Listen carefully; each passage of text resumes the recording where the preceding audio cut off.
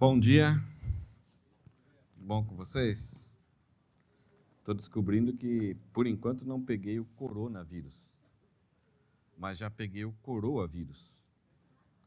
Dói tudo, esqueço as coisas, né, e os músculos já estão fracos. Vocês chegam lá. Isso é a certeza da vida, né? Irmãos, a nação de Israel, vocês conhecem muitos fatos da nação de Israel, mas o povo judeu,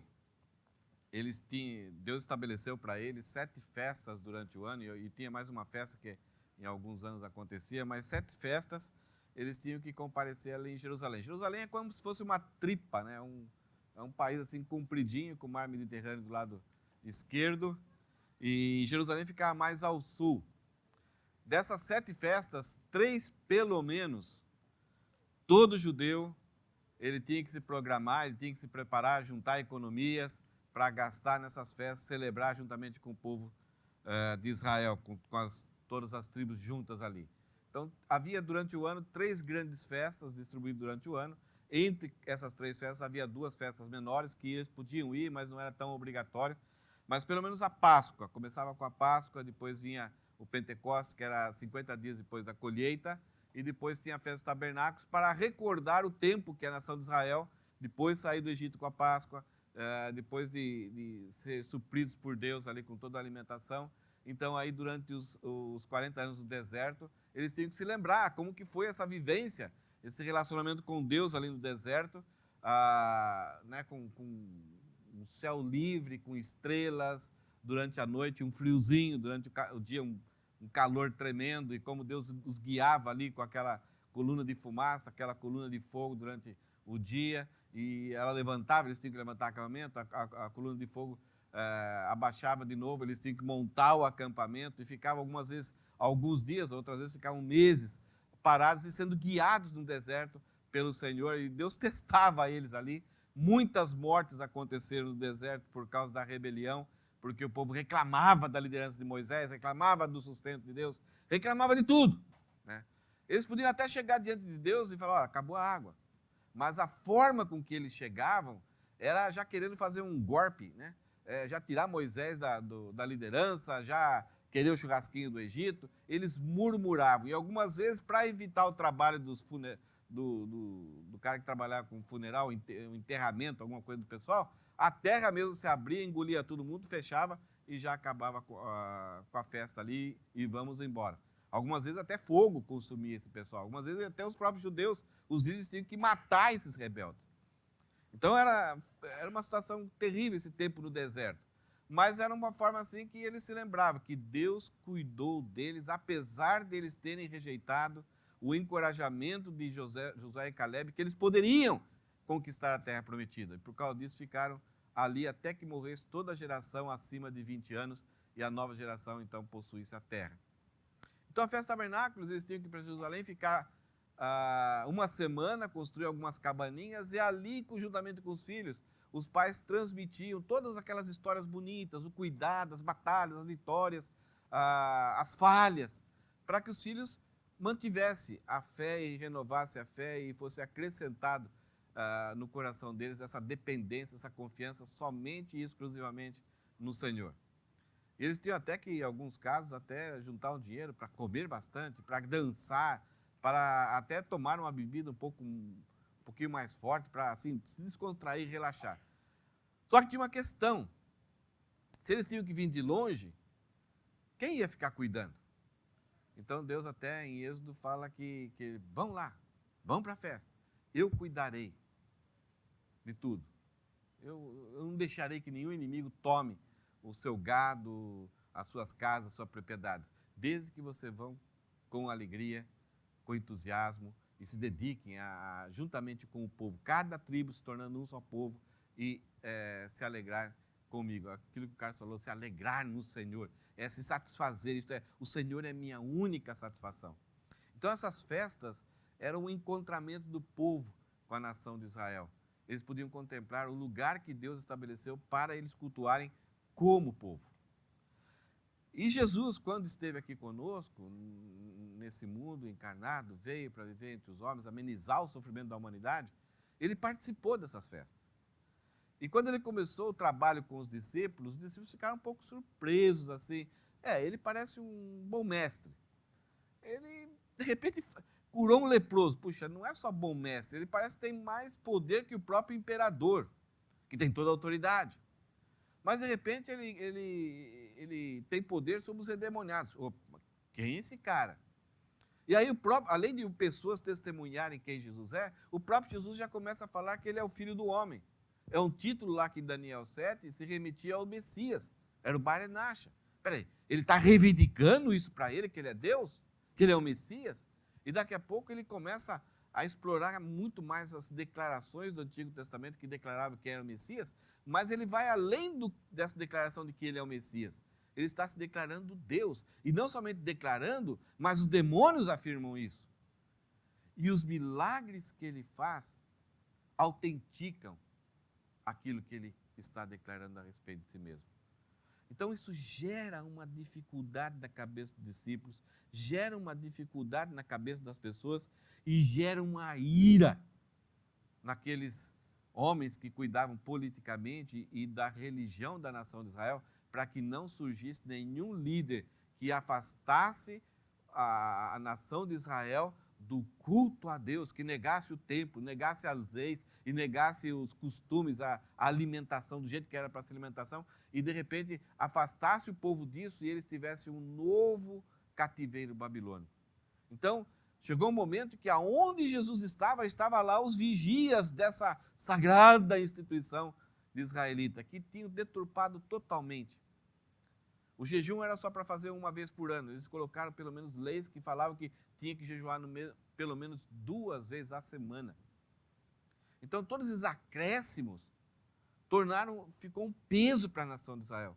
Então, quando a população que não conseguia atingir esse nível alto de religiosidade encontra com Jesus e vê o fardo leve, e vê o perdão, vê a misericórdia. Não que Jesus abaixou a ética, pelo contrário, Jesus elevou muito mais a ética.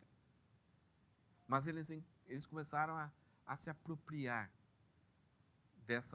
do cerne da lei, de reconhecer que eram pecadores e por suas obras não conseguiriam ser aceitos por Deus, mas pela graça, mediante a fé em Jesus, eles podiam. Eles começaram a experimentar isso.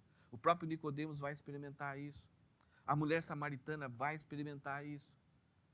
E isso tem alguns problemas. Na última festa dos tabernáculos, as pessoas estão se preparando para subir para Jerusalém, e os irmãos chegam para Jesus e falam: você não vai? Você aí está toda hora convivendo com as pessoas te aplaudindo, você não vai lá? Olha só, os próprios irmãos, assim, meio inconformados, meio desconfortáveis com Jesus, dando a ideia que talvez Jesus está assim comprometendo a fama da família, está prejudicando a própria. Você não vai lá? Você não quer se expor? Vai lá, vai lá. Ele falou: não vou agora.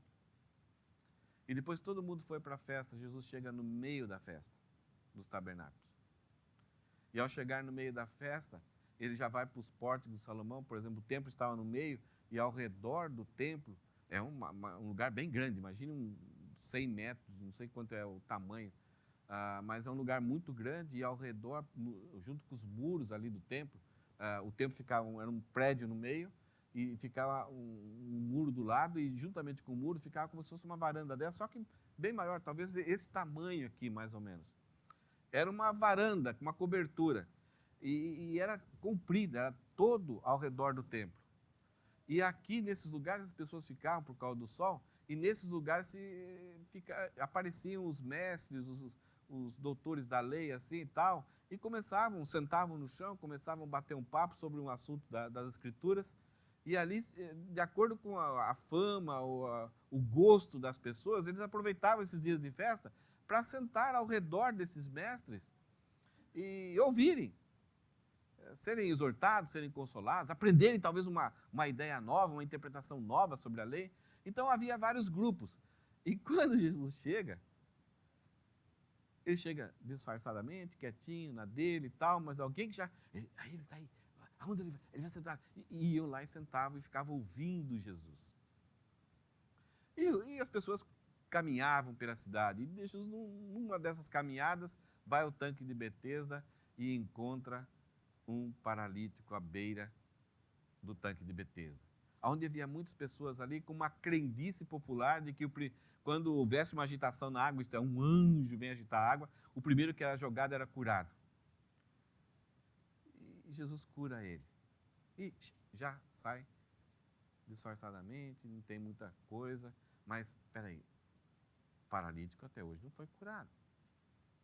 De repente, Jesus está andando, vê um cego, os discípulos perguntam para Jesus, foi ele, os seus pais, tem todo aquele dilema. E Jesus, não, ele, 39 anos de cegueira, é para cumprir um propósito maravilhoso. E Jesus cura ele, coloca barros nos seus olhos, manda ele para o sacerdote para reconhecer, e ele vai ao tanque Siloé, e ele é curado, e quando ele não viu ainda Jesus, mas de repente ele tem um segundo encontro com Jesus, e Jesus pergunta, você crê no Filho do Homem? Ele fala para Jesus, quem é, Senhor, para que eu possa crer? Sou eu. Claro que eu creio, Senhor.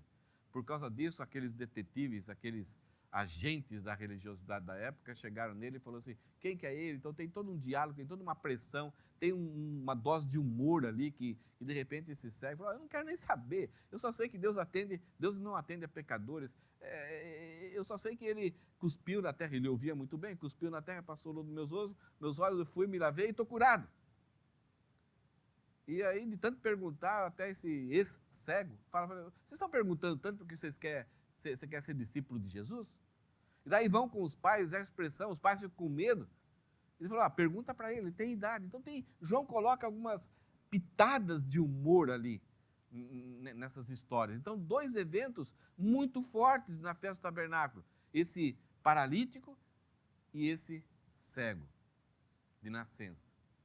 Então, autenticando aquilo que Jesus está discursando a respeito dele mesmo, está afirmando a respeito dele que ele é o Messias, que ele é Deus, que antes que Abraão existisse, ele sempre foi. Quem vê a mim, vê ao Pai, Jesus Cristo afirma. Então ele falava e as ações comprovavam.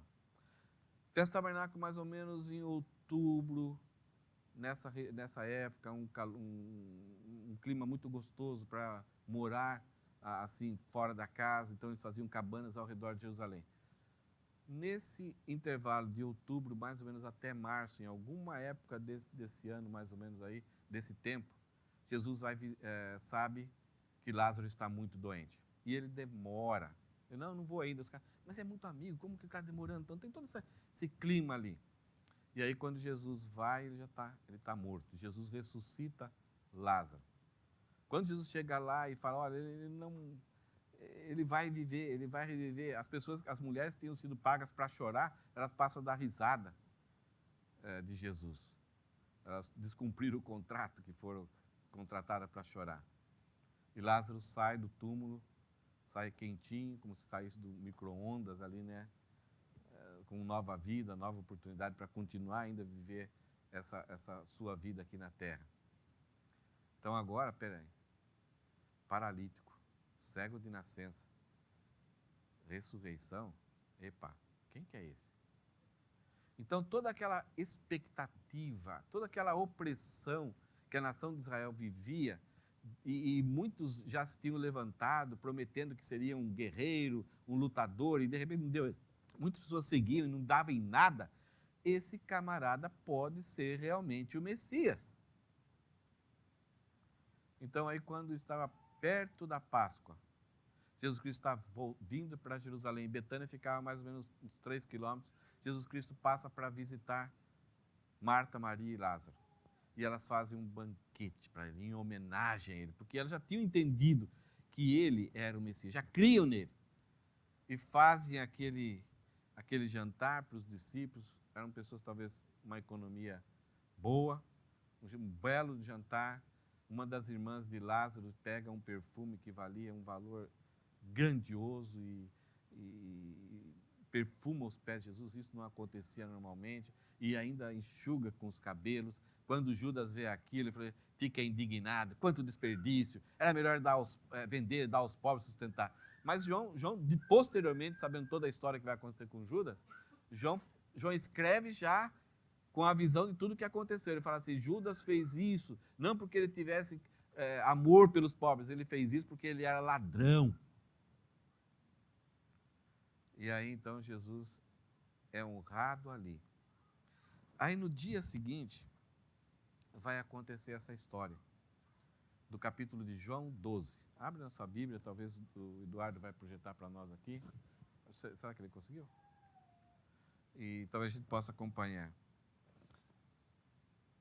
Depois do paralítico, depois do cego, e agora de Lázaro, a população já está com o coração com muita convicção, mente e coração com muita convicção de que Jesus é o cara, é o libertador, é aquilo que nós precisamos, é aquilo que nós sonhamos, é aquilo que nossos pais, avós falaram, que um dia chegaria um segundo Moisés, um segundo Davi, um segundo Sansão, um segundo Salomão, muito mais poderoso que eles, e nos libertaria definitivamente e reinaria com um cetro de ferro. Ele pode ser o cara, ele vai atender as nossas ambições, os nossos anseios, ele vai resolver toda a nossa aflição. É ele que nós queremos. Se ele não quiser, a gente torna ele. A gente faz ele ser. E aí no capítulo 12 de João, versículo 12, lê o seguinte relato. Eu vou ler em 3 blocos, então do 12 até o versículo 13. No dia seguinte, correu pela cidade a notícia de que Jesus estava a caminho de Jerusalém. Um dia depois que Jesus esteve lá com Lázaro e Maria.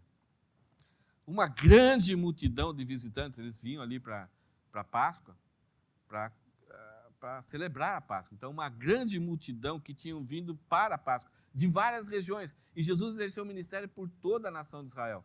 Então, muitos já sabiam alguma coisa a respeito. E agora sabem, se não estavam em Jerusalém na festa dos tabernáculos, não tiveram essa oportunidade, já sabem tudo que Jesus fez e falou, não somente ali, mas em várias regiões.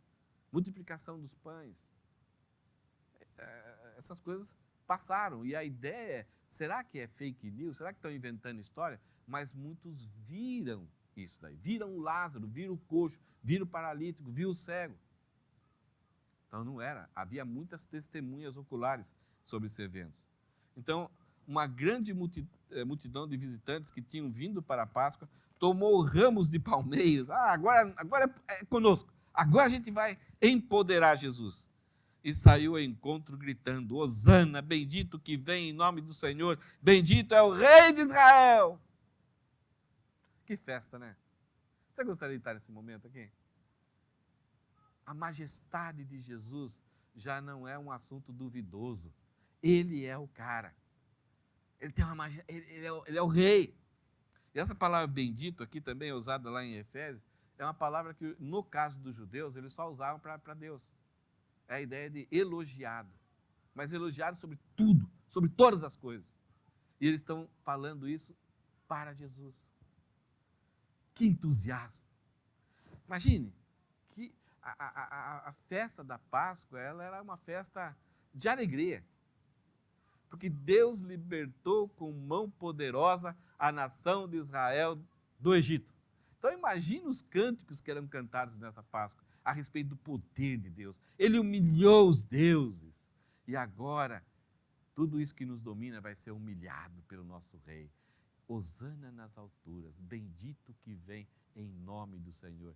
Bendito o Rei de Israel. Que alegria, que entusiasmo.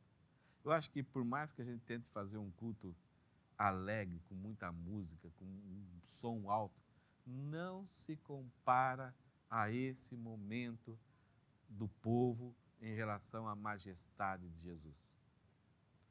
A majestade de Jesus provoca isso. Mas sabe o que é isso? É uma celebração fútil, fugaz. Tanta alegria, mas alguns dias depois, sabe o que essas mesmas bocas vão fazer? Solta Barrabás. E crucificam. Por que de um momento tão assim exaltado, que o coração podia parecer que ia sair pela boca, de tanto apreciação a Jesus, 2 dias depois, crucifica-o, solta Barrabás. Como isso é possível? uma pessoa num dia dedicar tanta euforia e no outro dia está sendo inimigo e querendo a morte? Uma coisa que a gente aprende aqui é que algumas vezes a gente se empolga tanto com Jesus e com aquela possibilidade de que Ele vai resolver todo o meu sofrimento, vai trazer toda a libertação, mas eu coloco sobre Jesus a minha perspectiva. E aí quando Jesus me frustra, eu me vingo.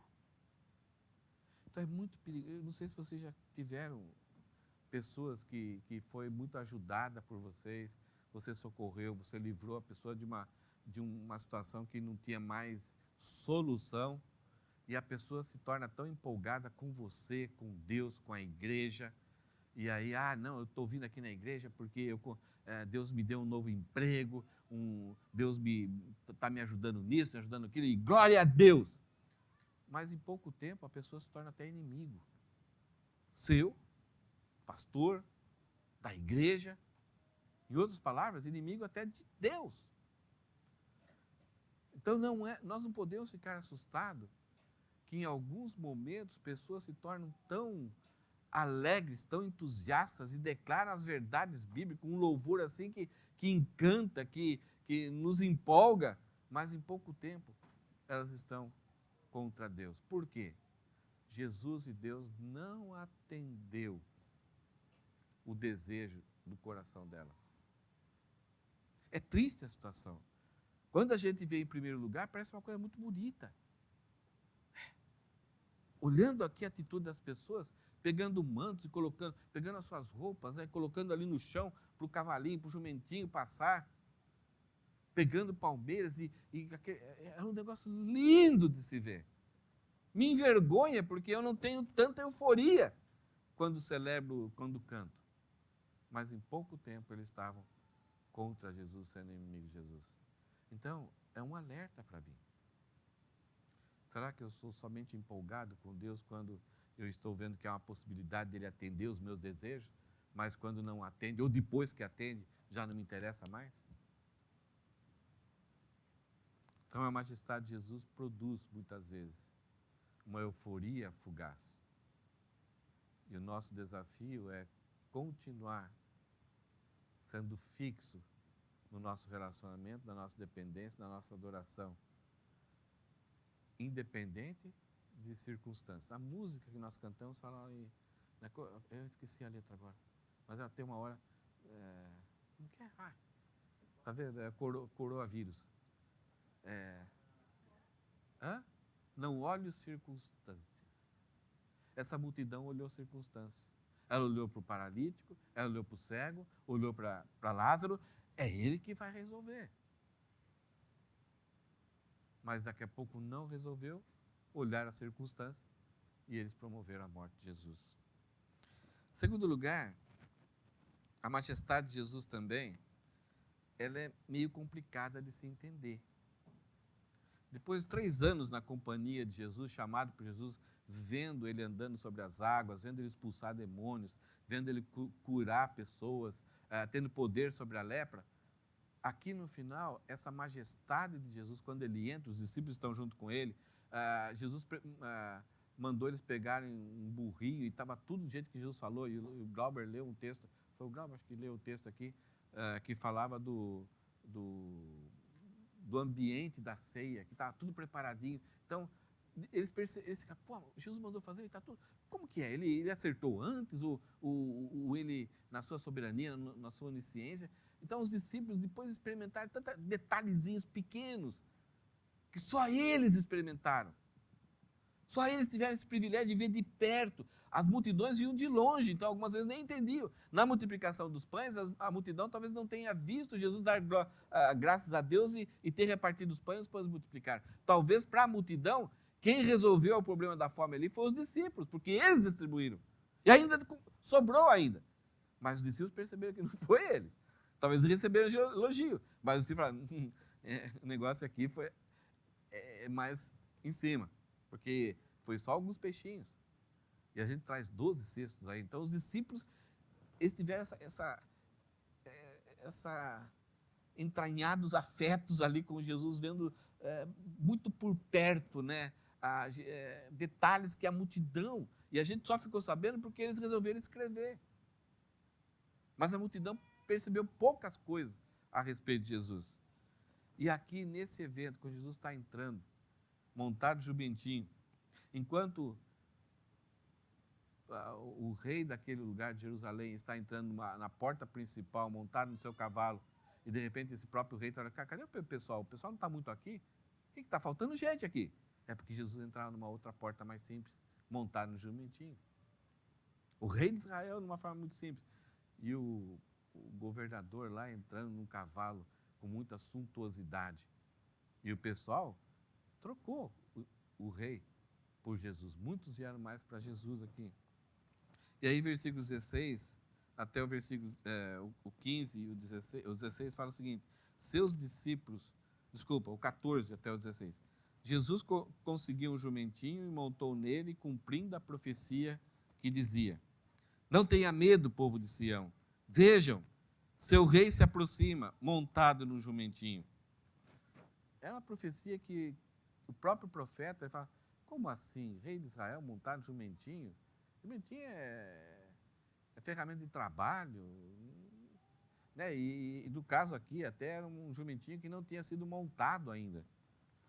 Seus discípulos não entenderam naquele momento que se tratava do cumprimento de uma profecia.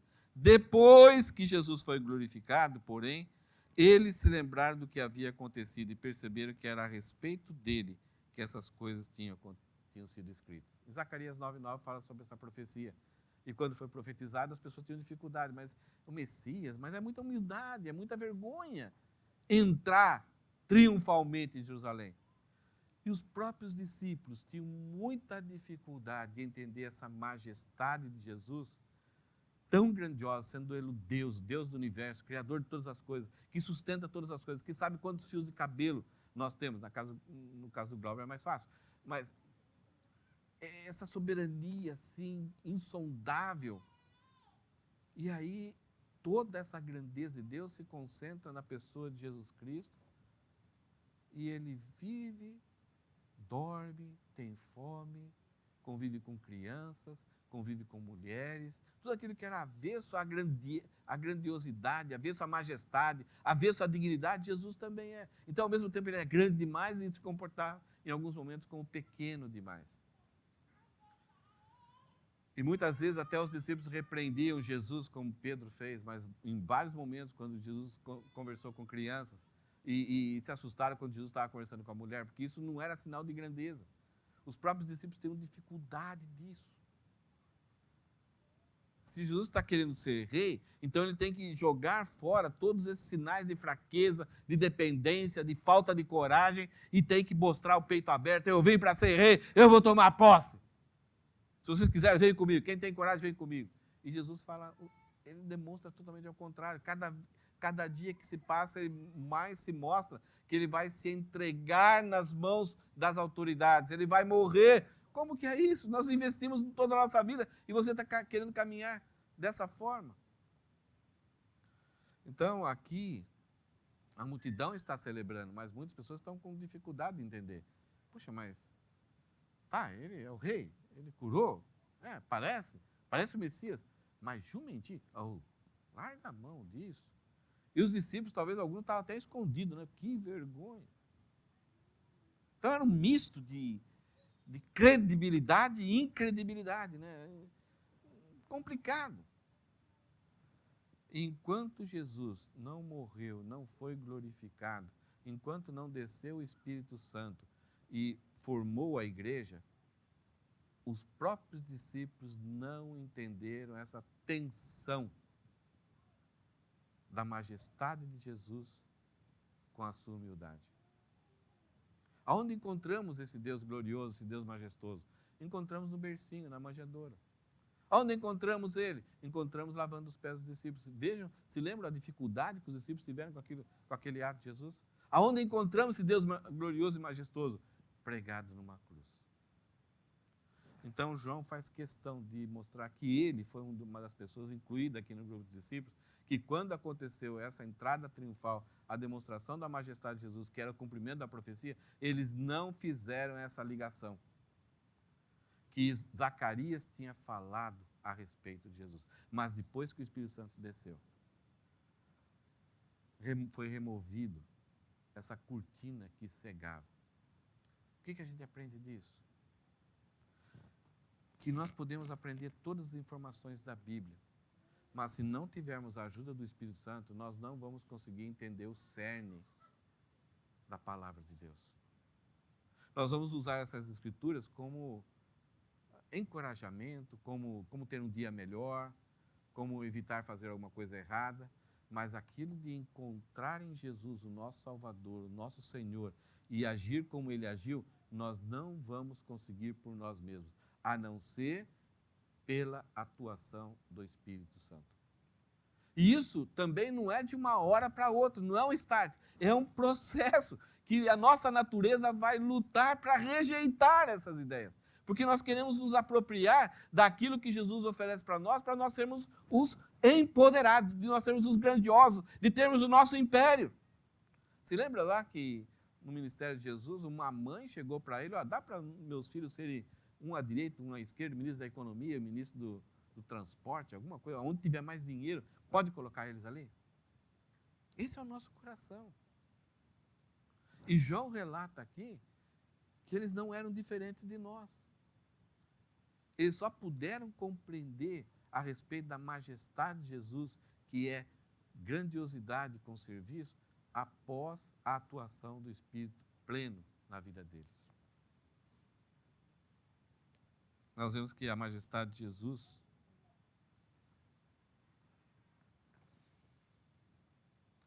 ela produz isso, uma veneração, uma honra, uma celebração que pode durar pouco tempo. A majestade de Jesus nós só conseguimos através da ação do Espírito Santo na nossa vida. Por isso que Paulo em Efésios, ele pede que, depois de ele falar que o Pai nos elegeu, o Filho nos salvou e o Espírito Santo nos selou, ele pede, ele ora para Deus, para que Deus derrame assim abundantemente sobre a nossa vida a capacidade de compreender e de entender.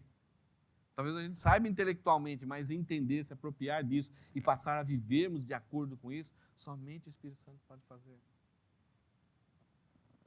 Versículo 17 até o 19. Muitos tinham visto quando Jesus mandou Lázaro sair do túmulo e o ressuscitou dos mortos. Então contavam esse fato a outros. Destes que tinham visto Jesus ressuscitar Lázaro e sair do túmulo, destes muitos saíram ao encontro de Jesus porque tinham ouvido falar desse sinal. É essa multidão. Então, além dos visitantes, muitos que tinham visto Jesus ressuscitar Lázaro, vinham aqui, eles contaminaram, eles levaram as pessoas, então criam em Jesus e agora estão demonstrando esse entusiasmo por Jesus. Então, versículo 19. Então os fariseus disseram uns aos outros, os fariseus olharam um para o outro e disseram, não pudemos fazer nada. Vejam, todo mundo segue. O que é essa frase que eles estão falando aqui? É uma frase de frustração. Eles tinham tentado até aqui fazer de tudo, confrontar Jesus, colocar ele em situações de saia curta, que ele pudesse, é digno pagar imposto para César. A situação, o momento ali era tentar jogar o Império Romano e a população contra Jesus. E Jesus saiu assim com uma coisa fantástica. A imagem de César dá para César. Mas vocês têm a imagem de Deus, então vocês têm que voltar para Deus. Então, toda vez que Jesus era apertado, ele resolvia o problema ali, ele não simplesmente colocava, a saída não é sim ou não, existe uma saída muito maior. Ele resolve o problema, devolve a encrenca para as pessoas e já ensina algo muito mais elevado, muito superior. Sempre assim, todos os momentos que eles tinham feito a multidão se voltar contra Jesus, não deu certo. Não deu certo. Essa palavra dele, não podemos fazer nada. Vejam, todo mundo segue. Eles estão demonstrando aqui um rancor, uma frustração. Talvez um culpando o outro. Tá vendo? Eu falei que devia fazer isso. Tá vendo? Aí, todo mundo segue agora. E agora, o que vai ser daqui? O que vai ter que fazer? Em outras palavras, além de demonstrar esse rancor, essa frustração, eles estão dando um ponto final, isso é, agora não tem mais jeito. A única solução agora é cubi. Nós temos que dar um cubi em Jesus. Essas palavras revelam isso. Fizemos de tudo e deu tudo errado. O efeito foi contrário. E alguns já tinham falado antes, temos que matar ele, temos que fazer isso. E aí, não, vamos. Até o sumo sacerdote, sem saber, profetizou. É melhor morrer um do que o povo todo. Sem saber que ele estava profetizando. Então, essas palavras demonstram rancor, mas também um ponto final na ação que eles tiveram até aquele momento. Agora é preciso matá-lo. Não tem outra saída. E aí, então, juntamente, entre eles, planejaram isso e colocaram uma situação terrível diante de Pilatos, deixando Pilatos sem nenhuma outra saída também. Eles perceberam os problemas que Pilatos tinha com o Império Romano, então já agora não tem jeito, nós temos que matar. Fizeram um julgamento ilícito à noite, descumpriram todas as regras de julgamento romano e as regras do julgamento judaico, mas porque o coração estava com muita raiva. Não havia mais diálogo. Era impossível agora alguém tentar dialogar com eles e remover esse ódio do coração deles. A tese aqui é que a majestade de Jesus, que é uma majestade gloriosa, genuína, verdadeira, não uma majestade conquistada, é uma majestade pelo ser. Jesus é majestoso não que ele conquistou, ele é. E essa majestade, que é tão graciosa, misericordiosa, bondosa, é uma majestade que, quando o homem rejeita, ele desenvolve em seu coração um ódio. E um ódio que, porque ele não pode ver e tocar em Deus, ele vai em direção às pessoas que estão relacionadas a esse Deus. É o que está acontecendo já e é o que vai acontecer. Como eles não podem tocar em Deus, eles vão tocar e agir contra, fisicamente, aqueles que têm uma relação com Deus. Não é mais uma perseguição contra a Bíblia, agora é perseguição contra pessoas que defendem, que creem, que amam a Deus. Vai piorar. Por enquanto está nos Facebooks, mas já está havendo uma grande perseguição a toda pessoa que crê, que tem uma fé básica em relação a Deus. O problema é que Deus é grandioso, Jesus é majestoso. Então, o que a gente aprende hoje, o que a gente viu aqui nesse texto? Que a majestade de Jesus, ela é real. E essa majestade de Jesus provoca em algumas pessoas uma euforia. Mas muitas vezes essa euforia que é tão bonita, que a gente se empolga, a gente chora de ver essas pessoas dando esses testemunhos assim do quanto Jesus foi bom para elas. Mas é uma euforia fugaz. Uma euforia que não quer se comprometer. É uma euforia baseada naquilo que eles acham que Deus está sendo útil, uma euforia utilitária. Mas daqui a pouco, todos os outros sonhos não são realizados, então aí fala, eu me frustrei, eu fui enganado. Essa majestade de Jesus, muitas vezes, é mal entendida por nós. Nós não conseguimos compreender totalmente. E aí, se não for a ação do Espírito Santo, a gente não conseguimos se apropriar totalmente dela. E essa majestade de Jesus, na maior parte das vezes, ela gera rancor. Porque Jesus está trazendo um reino para desfazer definitivamente todas as obras do mal e do maligno e do nosso coração. Que Deus nos ajude a entender essa majestade. Quando entendemos, aí podemos dizer como Paulo, já não vivo mais eu, mas Cristo vive em mim. Ele é Senhor, Ele é Rei, Ele é majestoso, Ele reina em minha vida. E como é bom isso. Por isso que Paulo fala, alegre-se no Senhor. Independente das circunstâncias. Se satisfaça nele. Deposite nele toda a sua confiança, independente dos seus sonhos não estarem sendo realizados. Mas confia. E depois que o Espírito Santo veio para essa igreja, veio para esses apóstolos, eles entenderam. E aí Pedro pôde dizer, quando foi perseguido, importa o quê?